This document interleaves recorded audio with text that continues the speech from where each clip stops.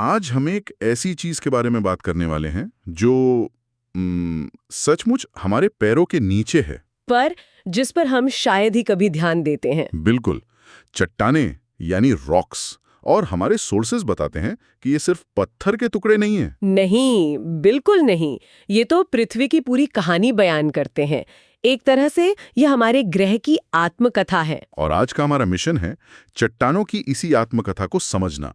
मतलब ये बनती कैसी हैं, इनकी खासियतें क्या हैं, और ये एक दूसरे से कैसे जुड़ी हुई हैं, एक कभी ना खत्म होने वाले साइकिल में। तो चलिए इसकी परतें खोलते हैं। शुरुआत करते हैं कहानी के पहले चैप्टर से, इग्नियस रॉक्स। इग्नियस, ये नाम सुनने में ही आग जैसा लगता है। लैटिन में इग्नियस का मतलब ही आग होता है ना? एकदम सही। इसीलिए इन्हें आग्नेय चट्टाने भी कहते हैं। ये पृथ्वी की सबसे पहली ओरिजिनल चट्टाने हैं। पहली मतलब सबसे पुरानी? हाँ, इसीलिए इन्हें प्राइमरी रॉक्स भी कहा जाता है, क्योंकि बाकी सभी चट्टानें एक तरह से इन्हीं से बनी हैं।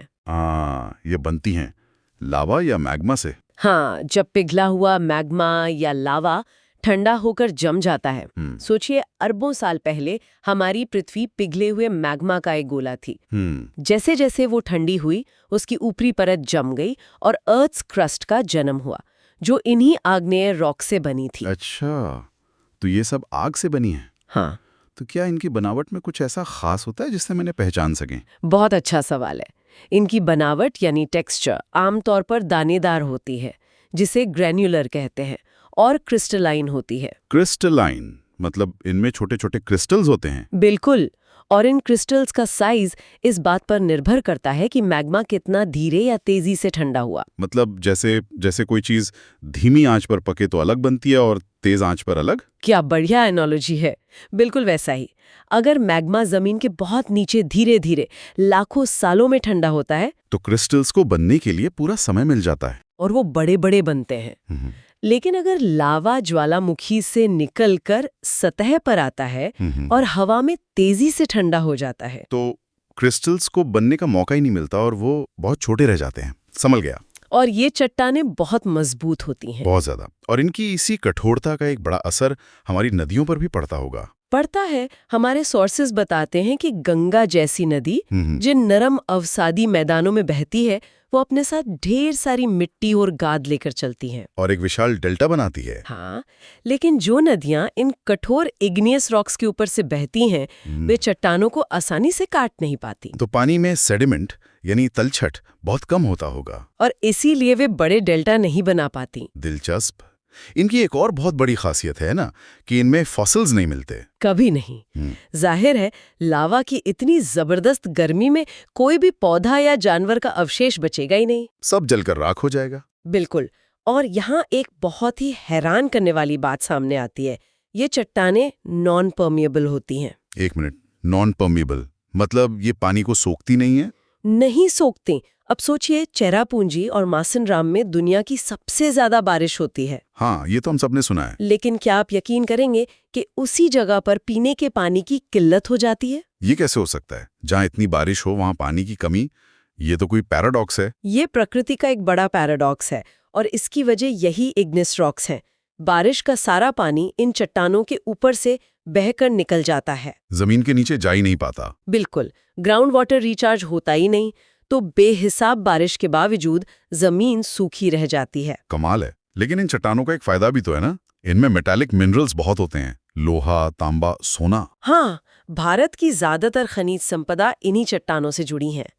कर्नाटक का भद्रावती स्टील प्लांट इसीलिए वहां लगाया गया क्योंकि पास की चट्टानों में भरपूर लौह अयस्क मिलता था। तो अब जरा इनके क्लासिफिकेशन को समझते हैं। आपने बताया कि कुछ जमीन के नीचे बनती हैं और कुछ सतह पर। हाँ, मोटे तौर पर हम इन्हें दो मेन टाइप्स में बांट सकते हैं। पहला टाइप है इंट्रूसिव रॉक्स। इंट्रूसिव मतलब जो अंदर बनती हैं। हाँ, जो जमीन के बहुत नीचे धीरे धीरे ठंडी होती हैं, जैसे ग्रेनाइट। क्योंकि ये धीरे धीरे ठंडी होती हैं, इनके क्रिस्टल्स बड़े और साफ दिखते हैं। और दूसरा टाइप? दूसरा है एक्सट्रूसिव रॉक्स। ये तब बनती हैं जब लावा ज्वालामुखी से निकलकर सतह पर आता है और तेजी से जम जाता है। इसका उदाहरण बेसॉल्ट है ना? बिल्कुल। भारत का पूरा डेक्कन प्लेटो यानी दक्कन का पठार इसी बेसाल्ट से बना है। इनके क्रिस्टल्स इतने छोटे होते हैं कि बिना माइक्रोस्कोप के दिखते भी नहीं। तो इन्हें केमिस्ट्री के हिसाब से भी बांटा जा सकता है। मैंने सोर्सेज में एसिडिक और बेसिक रॉक्स के बारे में पढ़ा। हाँ, ये सिलिका की मात्रा पर निर्भर करता है। जिन चट्टानों में सिलिका ज्यादा होता है, 65% से भी ज्यादा, वे एसिडिक या फेल्सिक कहलाती हैं। जैसे कि ग्रेनाइट। सही। इनका लावा शहद की तरह बहुत गाढ़ा होता है और ज्यादा दूर तक नहीं बहता। इससे ऊंचे और ढलान वाले ज्वालामुखी बनते होंगे। एकदम। और जिनमें सिलिका कम होता है, मतलब 45 से 55% के बीच, वे बेसिक या मैफिक कहलाती हैं। जैसे बसाल्ट। हाँ, इनका लावा पानी की तरह पतला होता है, जो दूर दूर तक फैलकर बड़े बड़े पठार यानी प्लेटोज बना देता है। यही दक्कन की पठार में हुआ था। तो ये आग्नेय चट्टानें पृथ्वी की पहली चट्टानें थीं, मजबूत, कठोर। लेकिन समय के साथ तो सब कुछ बदलता है। बिल्कुल। जैसे ही ये चट्टानें हवा, पानी, गर्मी और सर्दी के संपर्क में आती हैं, उनका टूटना शुरू हो जाता है। लाखों सालों तक। हाँ, लाखों सालों तक नदी, हवा, ग्लेशियर इन्हें तोड़ते रहते हैं, घिसते रहते हैं, और इसी टूटन से जन्म होता है हमारी दूसरी तरह की चट्टानों का। सेडिमेंट्री रॉक्स यानी अवसादी चट्टानें। इनका नाम ही बता रहा है, सेडिमेंट्स यानी अवसाद या तलछट से बनी चट्टानें। तो वो जो टूटे हुए कण हैं। हाँ, उन टूटे हुए कणों को हवा या पानी बहाकर कहीं और ले जाता है और परत दर परत जमा करता रहता है, लेयर्स में। बिल्कुल। जब इन परतों का वजन बहुत बढ़ जाता है तो नीचे की परतें दबने लगती हैं।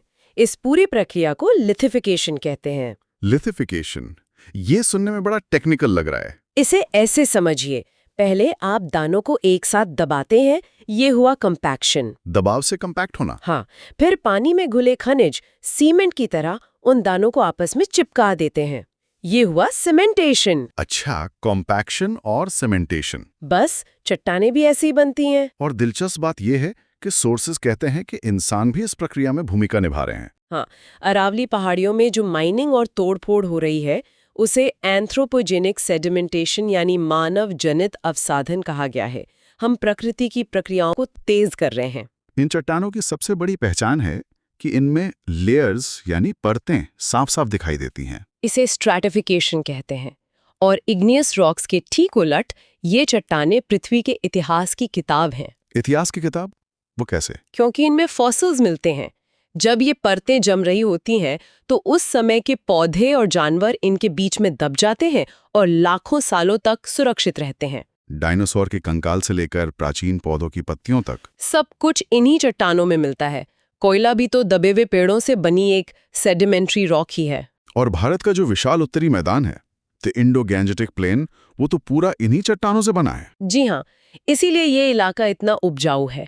ये चट्टानें पोरस होती हैं, यानी पानी को सोख सकती हैं। इससे भूजल का स्तर अच्छा रहता है। आधार पर 3 मुख्य प्रकार हैं। पहला, जो सबसे आम है, वो है मैकेनिकली फॉर्म्ड। मतलब जो चट्टानों के टूटे हुए टुकड़ों से बनते हैं। हाँ, जैसे सैंडस्टोन यानी बलुआ पत्थर या शेल। इसमें कणों का आकार बहुत मायने रखता है। कॉन्ग्लोमरेट में बड़े बड़े कंकड़ होते हैं ना? हाँ, और लोएस में हवा से लाई गई बिल्कुल बारीक मिट्टी। तो कणों के आकार से क्या फर्क पड़ता है? जिस चट्टान के कण बड़े होंगे, उसके बीच में जगह भी ज्यादा होगी, तो वो ज्यादा पोरस होगी और ग्राउंड वाटर के लिए अच्छी होगी। और जिसके कण बारीक होंगे, वो पानी को रोक कर रखेगी। बिल्कुल। दूसरा प्रकार है ऑर्गेनिकली फॉर्म्ड, जो जैविक चीजों से बनते हैं। हाँ, जैसे लाइमस्टोन यानी चूना पत्थर, जो करोड़ों समुद्री जीवों के कैल्शियम कार्बोनेट वाले खोल या कंकाल से बनता है। और कोयला भी? और जाहिर है कोयला, जो लाखों साल पहले दलदल में दबे पेड़ों से बना है। अच्छा, तो क्या सारा कोयला एक जैसा होता है? नहीं, कार्बन की मात्रा के आधार पर इसकी क्वालिटी तय होती है। सबसे घटिया कोयला है पीट, जो कोयला बनने की पहली स्टेज है। और उससे बेहतर? उससे बेहतर है लिग्नाइट, जिसे ब्राउन कोल भी कहते हैं। तमिलनाडु के नेवेली में इसके बहुत बड़े भंडार हैं। फिर आता है बिटुमिनस, जो भारत में सबसे आम है। हाँ, और सबसे बेहतरीन क्वालिटी का कोयला है एंथ्रासाइट। इसमें 80 से 95% तक कार्बन होता है। ये बहुत कम धुआं देता होगा और गर्मी सबसे ज्यादा? बिल्कुल, भारत में ये सिर्फ जम्मू कश्मीर में मिलता है। और तीसरा प्रकार है केमिकली फॉर्म्ड रॉक्स। ये कैसे बनती है? ये तब बनती हैं जब पानी में घुले हुए मिनरल्स किसी रासायनिक प्रक्रिया से जम जाते हैं। इसका सबसे अच्छा उदाहरण है गुफाओं के अंदर। स्टेलैक्टाइट्स और स्टेलैग्माइट्स। हाँ, स्टैलेक्टाइट्स जो छत से लटकते हैं और स्टैलेग्माइट्स जो जमीन से उगते हैं।